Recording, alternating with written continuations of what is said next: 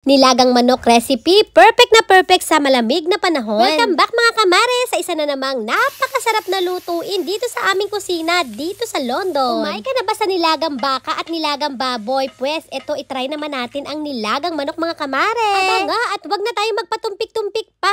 Umpisahan na natin. So gagamit nga pala tayo dito ng thigh part ng manok mga kamare. Nabili ko nga ito nung nagpunta kami ng Costco nung isang araw. Sa dami nga ng laman ng isang box ay maiaadobo pa ang iba mga kamare. Ito nga at mga 7 piraso lang ang kinuha ko at hinugas-hugasan ko na nga ito dito sa aming sink. Na-advise nga sa packet na wag na daw hugasan dahil nahugasan na ito, pero alam nyo naman tayo, hindi mapalagay. Palagi ko pa rin hinuhugasan ang aking mga karne. Sobrang laki nga ng hiwa ng thigh part na ito, kaya naman naisipan ko na hatiin ito sa gitna. Binabawas-bawasan ko nga rin ito ng mga taba mga kamare dahil nga daming nakalawit na skin. Etong mga anak ko nga ay hindi naman sila kumakain ng balat ng manok, kaya naman naisipan ko na nga rin tanggalin. Aba kayo mga kamare, ano ba ang paborito ninyo? Nilagang baboy, nilagang baka o itong manok? Ayan nga at nagayat na natin ang ating thigh part, kaya naman isang tabi muna natin to at linisin ko muna itong aking pinaghugasan dito ng ating mga manok. Ugaliin nga nating linisin ang ating lababo pagkatapos nating maghugas ng manok mga kamare. Ganun. Makatapos ko nga linisan ang ating sink mga kamare ay nagpitpit na nga ako dito ng bawang. Gagamit nga tayo dito ng bawang na isasama natin ang balat mga kamare dahil nagdadagdag aroma din ito sa ating nilaga. At syempre, hindi mawawala ang sibuyas. Umpisahan na natin mga kamare. Igisa na natin yan. Ganitong way nga pala ako mga kamare nagluluto ng nilaga. Ginigisa ko pa rin iyan para naman may dagdag aroma. Ayan mga kamare, dinururog-durog ko pa nga rin dito ang aking mga bawang. Pababanguhin natin ito. Maglalagay din tayo ng luya dito pang alis ng lansak. Oh, napilantikan pa nga. Gagayahin mga kamare. Mag-iingat tayo pag tayo nagigisa para hindi tayo napipilantikan. Aba, tignan nyo nga sa likod ko, may kumakaway-kaway na bata. Papalabasin muna natin ang lasa ng ating bawang, sibuyas at luya bago natin ilalagay diyan ang ating mga manok. Kung nagbabawas naman kayo ng mga mantika mga kamare ay pwede namang hindi na igisa yan. Pwedeng diretso na yan sa tubig na mainit. Nga mga kamare, wag na tayo magpatumpik-tumpik pa. Pagkagisa nga natin, ilagay na natin ang ating mga manok. At pag nailagay na nga natin ang ating mga manok mga kamare ay imekush-mekush natin iyan ng bahagya. Bago nga natin ilagay ang ating patis. Ayan, palasahan natin ang patis mga kamare. Nasa inyo kung gaano karaming patis ang inyong ilalagay. Sinasama ko nga sa paggigisa din ang patis pagkaganyan para naman manuot ang lasa nito sa ating manok. Tapos maglalagay nga din tayo dito ng buong paminta mga kamare. Buong pamintang aking ginagamit pagka nilaga. Sasangkutsahin nga lang natin ito ng mga bahagya mga kamare. Then magdadagdag na tayo dito ng tubig mga kamare. Mas masarap nga sana din ang nilaga mga kamare kung lalagyan natin ito ng saging. Kaso wala nga makitang saging si Ate Loren sa shop kanina. Makalipas nga ang ilang minuto mga kamare ay naglagay na nga tayo dito ng tubig. Make sure lang natin na malubog lahat ng ating mga manok sa tubig para nga maging pantay ang pagkakaluto nito. Lalagyan na rin natin ito ng isang chicken cubes mga kamare, pero ito ay optional lang din. Tapos haluin natin ng kaunti, then takluban na natin. Pakuluan nga ng 10 minutes bago isusunod natin ang ating mais. So habang naghihintay nga tayo lumambot ang ating manok mga kamare ay atin namang ihanda ang ating iba pang mga ingredients. Gagamit nga tayo dito ng sweetheart cabbage mga kamare dahil wala nga akong mabili dito na normal na cabbage. Masarap din naman ito at medyo manamis-namis nga, hindi siya mapait. Huhugasan lang natin ito ng maiging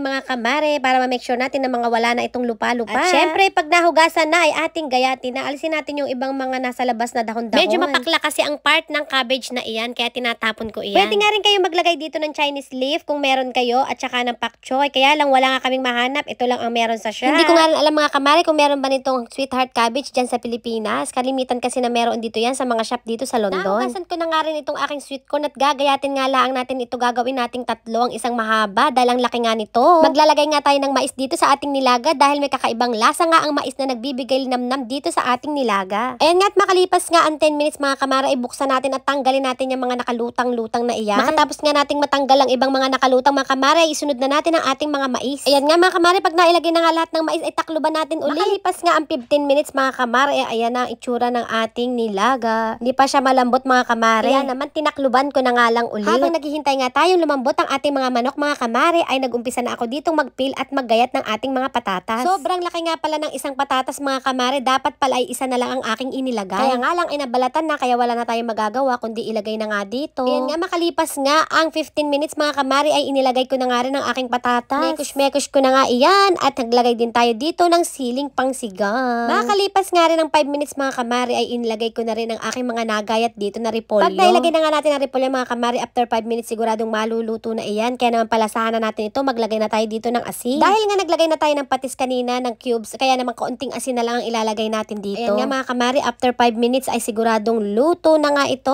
Ayan, super yummy na talaga. Kung nakaabot na nga kayo sa part ng video na ito mga kamari, ay sigurado akong na-enjoy nyo ang panonood ng video na ito. Paki-comment nga po down below kung saang parte kayo ng Pilipinas or kung saan kayong parte ng mundo nanonood. Maraming salamat po sa inyong walang sawang suporta at sana po ay patuloy pa ninyong tangkilikin ang aming mga luto, recipe everyday. Ayan, tignan nyo naman. Luto na nga ito mga kamari, kanin na lang ang kulang. Dahil nga naluto na ito mga kamari ay maghahayin na nga ako. Kaya naman ayan, magsasali na tayo dito sa bowl ng mainit na sabaw.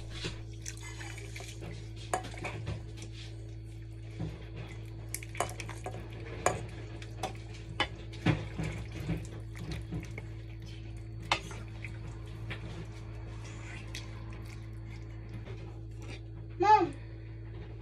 Mommy? Oh, yeah. Gummy.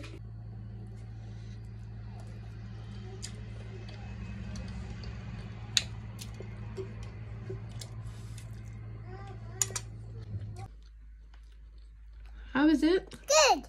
Thank you, Mama. You're welcome. You like cabbage? Mm-hmm. How about the potato? Potato, yummy.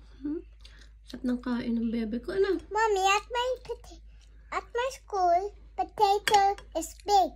Ah. A little bit big. Mm-hmm. How do potato grow? I told you already.